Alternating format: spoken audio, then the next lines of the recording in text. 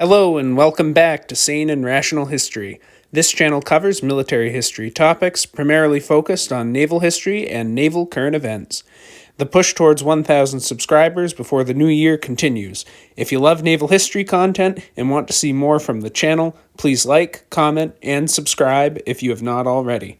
Thank you, and now on to the video.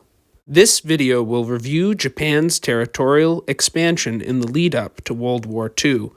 One of Japan's first acts of territorial expansion was to go to war with China in 1894. The war was a resounding success for the Japanese, and with the signing of the Treaty of Shimonoseki in 1895, the Sino-Japanese War came to an end. As a result of the peace, Japanese influence over Korea grew substantially. Japan acquired part of Manchuria, and Japan annexed Taiwan. Days after the peace, a coalition of European powers, Russia, France, and Germany, intervened to protect Russian interests in Manchuria, and Japan had to return the Liaodong Peninsula in exchange for greater monetary compensation. At some point in the future, I'd love to do a video on the Battle of the Yalu River and the Battle of Weihai Wei, two of the major naval engagements of the First Sino-Japanese War. Essentially, this war, and the run-up to it, demonstrated the need for Japan to have heavy capital ships of their own. Up to this point in their history, the Japanese had relied on a doctrine similar to that of the French Jeune École. To protect against intervention from multiple European powers, the Japanese aligned themselves with the British. The Anglo-Japanese alliance came into effect in 1902 and served as a powerful counter to Russian expansion. The treaty spelled out that Britain would intervene in a war if Japan was facing more than one power. The Japanese also bought many of their early capital ships from British yards. With the threat of European intervention greatly diminished, it was time to face Russia in a fair fight. In 1904, the Russo-Japanese War kicked off with a series of embarrassing defeats for the Russians. Having lost both on land and at sea, including the disastrous defeat at Tsushima, the Russians were forced to the negotiating table. In 1905, Russia and Japan signed the Treaty of Portsmouth, which firmly placed Korea in Japan's sphere of influence. Russia signed over the Liaodong Peninsula and the southern portion of Sakhalin Island. Japan annexed Korea in 1910 and joined World War I alongside the British in 1914. Japan helped mop up the limited German forces defending the German Pacific colonies. Japan seized practical control over the Caroline, Mariana, and Marshall Islands in 1914, not including Guam, which was a U.S. possession seized from the Spanish in 1898. Through the Treaty of Versailles, Japan acquired the Shantung Peninsula and retained control over Germany's former Pacific holdings. In the aftermath of World War I, the United States feared further Japanese expansion in the Pacific. The U.S. was worried about its holdings in the Philippines and Guam, as they would likely be in the path of further Japanese expansion. The United States would make an attempt to diplomatically isolate Japan from Britain.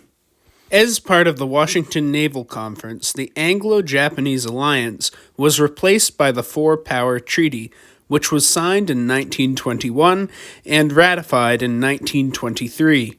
The four powers, Britain, France, the United States, and Japan, agreed to consult with each other in the event of a conflict in the Pacific. In practical terms, the Four-Power Treaty shifted the structure of alliances in the Pacific so that the United States would not have to face off against both Britain and Japan in the event of a war. In fact, it suddenly became much more likely that Japan would have to face off against both the United States and Britain. The broader Washington Naval Treaty, or the Five-Power Treaty, which included Italy as the fifth power, limited Japanese warship tonnage to just 3/5 of that allotted to Britain and the United States. This would put the Japanese at a large disadvantage in the event of a war. It should be noted that Japanese holdings were consolidated, while the United States and Britain had many dispersed holdings, which meant that Japan had a greater opportunity to mass their forces in the event of a war, but it would still take substantial skill to overcome a 5-to-3 tonnage ratio. Oh, and also, as part of the broader negotiations, Japan needed to give the Shantung Peninsula back to China. though it still retained some economic influence over the region. There was only a brief period of calm before Japan was at it again. The Japanese Kwantung Army, which had been established to protect Japanese interests in Manchuria, had a nasty habit of acting on its own initiative or just ignoring orders from the Japanese government. In fact, the army had a tendency to do whatever it wanted, whenever it wanted. Manchuria was rich in coal and iron deposits, and Japan happened to need coal and iron. In 1931, officers of the Kwantung Army organized a false flag operation, known as the Mukden Incident, to create a justification for war against nationalist China. Japan invaded Manchuria, created a puppet government. Eventually, the true nature of the Mukden Incident was revealed, and this further diplomatically isolated Japan. After 1931, it was largely the Army and the Navy making political decisions, rather than Japan's civilian government. There would be a period of relative calm in China until 1937, when the Marco Polo Bridge incident marked the start of the Second Sino-Japanese War. Japan would attempt a full-scale invasion of China, and by 1941, Japan was still heavily bogged down in China, with the war further damaging diplomatic relations with the Western powers. In 1937, the USS Panay, a U.S. river gunboat operating in China, was targeted by Japanese aircraft and sunk. It is unclear as to whether the targeting was intentional, though Japan did pay an indemnity and maintained that the sinking was an accident. Though the incident may have been unintentional, it did not help Japan's standing with the United States. As the war in China dragged on, the United States and Britain became increasingly disgusted by the atrocities perpetrated by the Japanese.